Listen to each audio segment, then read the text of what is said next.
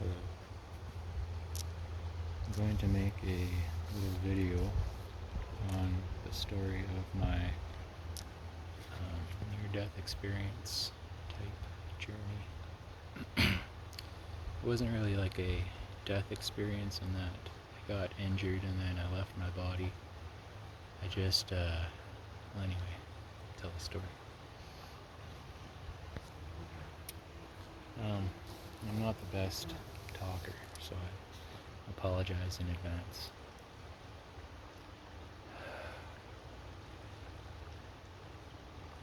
So, I guess I was kind of on a bit of a rocky path in my life. I wasn't really doing too bad. I was missing school and stuff like that. But, it was, I guess there's also more than that. I was leaving school and I was leaving home, and I was living with a friend, and things were just kind of chaotic as far as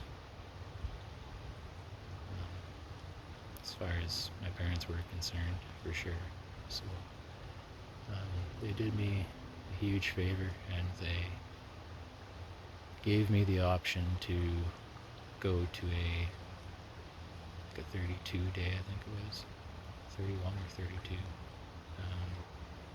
like a program where you go off into the woods on hikes and stuff like that, and go off on we did a kayak trip and stuff like that, and it was really amazing. It was the most amazing time in my life up to that point, for sure.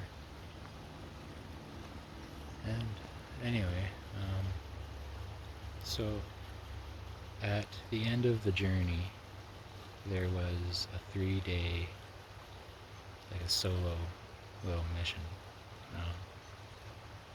like a solo journey. So they gave us all our own little spots, and so yeah, we had 3 nights to ourselves to just kind of go through the little rite of passage. And I think it was on the first night, and there's some details like this where I get foggy. It could have been on the last night, not that it really matters. Anyway, so it all started. And it's funny that I'm by a river right now. I never really thought of that till now, but yeah, because my spot was by a river. My alarm's coming up here, 1 sec. Dismiss. So yeah, I was by a river, and one night it was just kind of, the sun had gone down and it was just kind of getting dark, and I was laying down in my sleeping bag, and I was listening to the river, and I got the urge to cross my arms over my chest like that. So I just did it, and not thinking anything of it at the time, of course, like just kind of following the same thing you always follow, I guess. Just did it, and so yeah, and I closed my eyes, and I'm hearing the river, and the sound of the river kind of starts to fade away, and it's all peaceful, and I'm not, of course, if I would have thought of the sound of the river fading away, I would have thought something of that, but it just kind of, I was just observing it. And then I started to hear a song that my mother had sung for my grandpa at his funeral.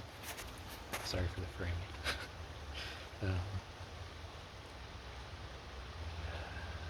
So I started to hear that song just come into my awareness. And then I guess I never really opened my eyes again, but I just started seeing around me. And at the foot of my bed, or at my sleeping bag, on the left was my grandfather, Grandpa Jim. And then on the right side, there was two like, beings, people, that I didn't know who they were at the time, but I'll come back to that later. It's kind of a funny little twist to it. But anyway, so there's my grandpa and these two people. I just feel very safe, and I'm just trusting them. And so you're all there. And I guess I kind of got the message that they were going to take me somewhere. That I just felt that we were going somewhere, and I was just along for it. You know, I was very much in a place of going with the flow. This whole, the whole 32-day, or 29-day, whatever it was at that time. It had all been one big go with the flow, and I was just so used to it that it was so easy to. I wasn't really questioning anything, and so the next thing that I can remember is I don't remember really leaving so much. I just remember having left and looking back, so to speak, like kind of like looking back over my shoulder at Earth as we were leaving. And I was able to see it. Sorry. I was able to see it just as it is in all of its perfection. And yeah, just seeing that holographic nature of it, I was able to sense at that time that how perfect it was. Like everything was just happening so perfectly, and even all I know it sounds cold-hearted, but it's just the fact of the thing we're all involved in is that all the suffering and all the murders, it's all planned for. Planned upon. And yeah, it's just it's all. It's like that, God works in mysterious ways kind of thing. It really is. As crazy as it all seems, it's so perfect. There can never be anything wrong with it. So, and that's where it's kind of funny, because I don't think I've missed any details up to this point. So the next thing I remember is kind of the start and end of me remembering being on the other side. Because I think I was there for a period of time, whatever that would mean on that side. Like it's all I know is when I came back, to fast forward just for a second, it was starting to be daylight, so I had been gone all night. So I guess I'm putting it together that I was there for longer than I can remember, because all I can remember being there is just being in that white love light, existing in God, as far as I can perceive. Yeah, it's just So you can go ahead and imagine it as peaceful as you want, because you'll never be able to touch what it's actually like there. And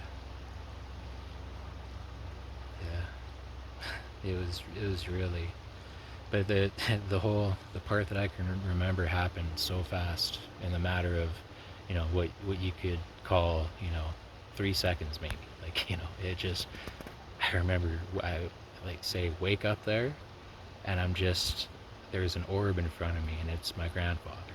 It's the soul that was my grandfather.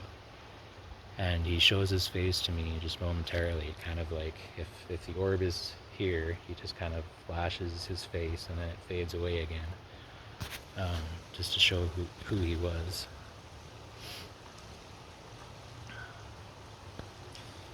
And then it was just a very quick bunch of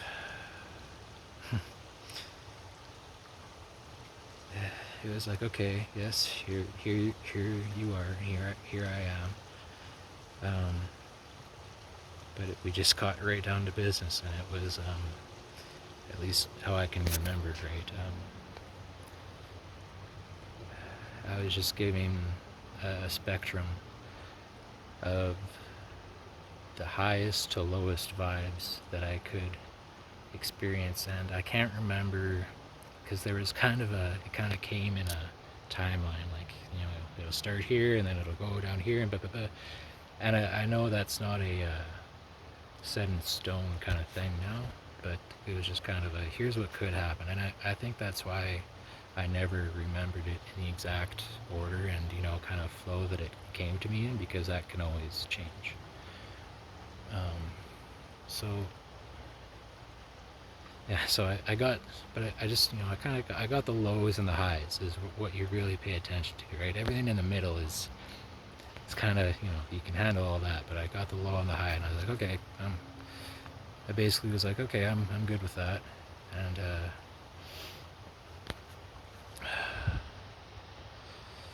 And yes, and sorry if I seem so nervous. It's so, I get so much energy when I really talk about this. But so yeah, I got the spectrum. Okay, I'm good with that. And then it was like the next thing that came to me, right? It was like, okay, are you staying or are you going back? And I guess I was about to go into contemplation, right? I was about to think about it, but I just thought about my mother. Was, you know, that's the first thing that popped into my head, and I just turned back right away. Like, there wasn't really a thought after that. It was just, yeah, I'm going back, and I'm sure I would have come back once I thought about, say my dad or my brother and sister and my older brother, everybody in my family. Like, it's my younger brothers that I have now, my really younger brothers. I have a very complicated extended family, I guess you call it, but not very complicated, but a little complicated. My headphone just turned off. Let me turn that back on.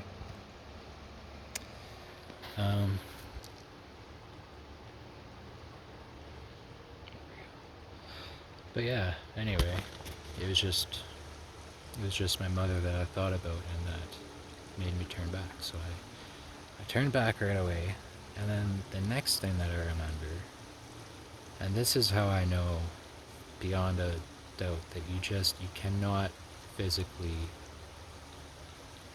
mentally, whatever you want to call it, you cannot achieve, you're not going to be able to imagine what it's like there. So go buck wild. Imagine it as amazing as you want to. You're never going to be disappointed. It's impossible. It's what we have here. You might be able to imagine 1% of what it's like. Like, you might, and that's just a number I can come up with off the top of my head, right? An easy one, but You might be able to only imagine a millionth of what it's actually like. It's so, because the other memory that I have is coming back into my body, and the veil falling back over me, and as I was looking kind of back up at the light that people would head towards in the first place, yeah, just looking back at it and reminiscing on it, I guess, as I was falling back into my body. And as I was reminiscing, I could reminisce it and remember it perfectly as I was above my body, say, but then just as I was, the veil was really falling back over me, that it just, my ability to remember it just fell away. And I was just back. And I didn't know what that was for years and years and years, and it was a blessing and a curse for so long before this whole NDE story culture. And thank goodness that this is happening, because this news is just, it changes everything. And then once this starts changing,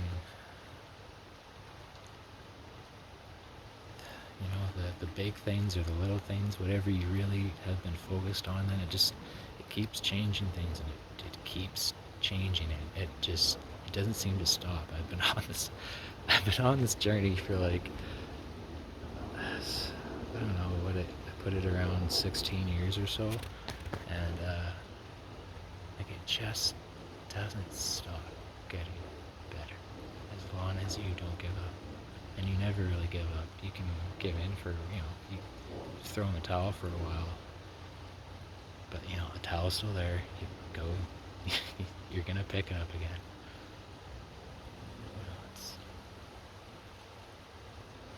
It's just so good what we're doing here. It's so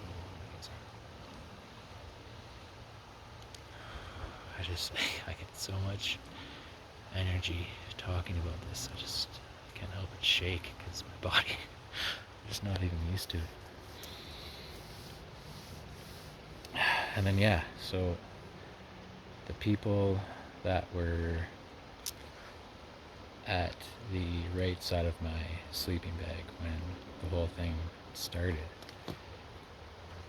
So there's this other kid at the program, Nolan. I won't say his last name. And anyway, we were kind of getting along better than anybody else. So I took him back, and I was telling him about what happened, and I the details were so fuzzy at the time, and I didn't really get the actual story that I can actually remember for a while, just because it was all, I didn't know what the heck had happened, right? Like, so anyway, I'm taking this guy back to check out this spot where this had happened, and I'm telling him about this story. And on our way there, we were walking a different way than I had taken to get there before. And we come across this tree. Now, I can't remember if it was actually two trees that had grown into one. I think that's what it was. It was, yeah. I thought it might have been one tree that grew into two, but I think it was two trees that had grown into one. And below it were memorials for the gentleman and the lady who had started the camp, or I guess originally started it or owned the property where the camp was, something like that. Anyway, their memorial site there was directly in line from where I was standing when I found it to my spot, and it was on the right side, so in a direct line to where they were standing. Beside my sleeping bag was this memorial of them. It's really beautiful. I always get a bit choked up with that because, they didn't even know me. I guess we probably do know each other, really, but it's really powerful, and I'm so thankful.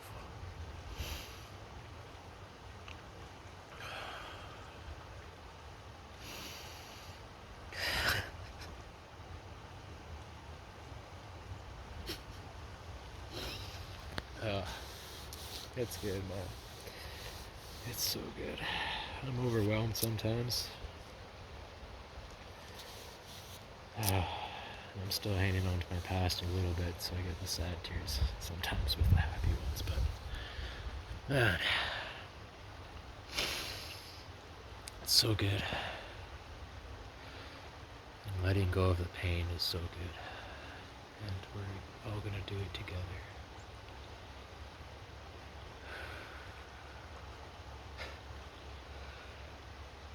I love all of you. Everybody, everybody,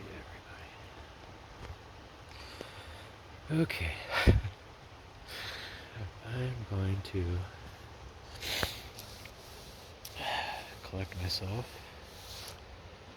walk home, because I'm getting a little bit chilly now. Anyway, thank you to anybody who hears this and gets something out of it, because it makes my life so much more worth living. That's really the message I got recently, was live a life worth living. Anyway, that's just me preaching my own stuff to myself, really. But okay, thank you. I love you. Bye for now.